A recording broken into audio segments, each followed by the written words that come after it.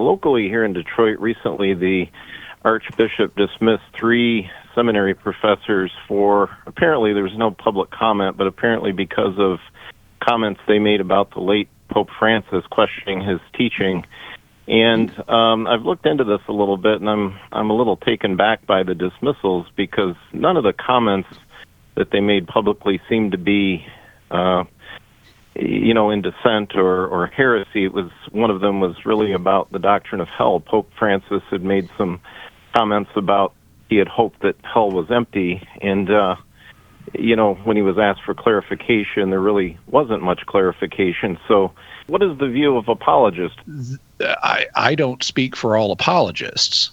I don't even speak for all Catholic apologists. And frankly, apologists have different opinions about hell. Some apologists are very convinced that hell exists and that people really go there. Other apologists are hopeful that hell may be empty, and that maybe some people have really long purgatories, but ultimately everybody makes it to heaven. I know apologists of both stripes, and I know theologians of both stripes.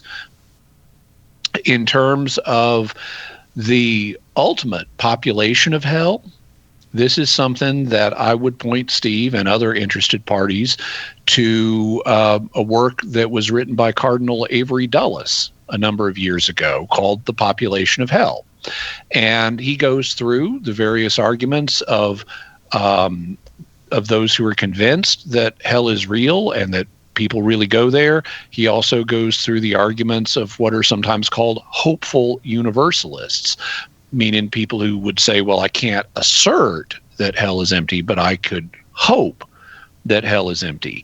And I wouldn't be quick to dismiss that as an unacceptable opinion in Catholic circles, because Hans Urs von Balthasar, who was a hopeful universalist, was appointed by John Paul II as a cardinal precisely because of his theological contributions to the church.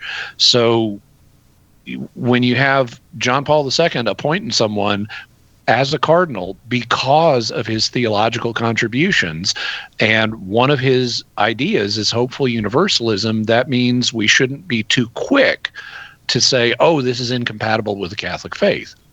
Now, my own personal view is, although I would love hell to be empty, I think that there is a basis for saying that hell is real and that at least some people go there.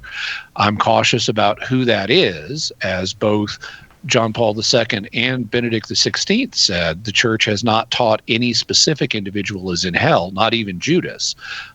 You might think that Judas is in hell based on Jesus's comments about Judas, but those comments presuppose that Judas never repented. And Matthew is explicit in saying Judas repented. So I agree with Pope Benedict that rather than insert ourselves into God's place, we have to leave the fate of Judas open to God and entrust that question to him, because we ultimately we don't have the data needed to settle it conclusively. But other apologists are going to have different opinions. Some are going to say Judas is definitely lost. Others are going to say Judas is definitely saved. The opinions among apologists aren't in principle different than the opinions among other Catholics who study these issues and try to figure them out. So I would say there's a diversity of opinions here, but I would also say that even though I think there is significant evidence from Scripture for the idea of people going to hell, that there is also reason to not say that's mandatory for the Christian faith. What Cardinal Avery Dulles does in his piece, The Population of Hell, which was published in First Things, and you can find it online if you just search for Avery Dulles Population of Hell, what he ends up concluding is we don't know what the proportion is of people who go to hell versus the proportion of people who go to heaven. And he thinks that's a good thing. Avery Dulles, by the way, is another theological cardinal. That is someone who was appointed a cardinal because of his profound theology. But he concludes it's a good thing that we don't ultimately know the answers, because if we knew that only a very few people make it to heaven and a large majority of people go to hell, we'd be tempted to despair of going to heaven and not even make the attempt. Whereas if we knew the reverse, if we knew that a very large number of people go to heaven and only a tiny number go to hell, we'd be tempted to get presumptuous.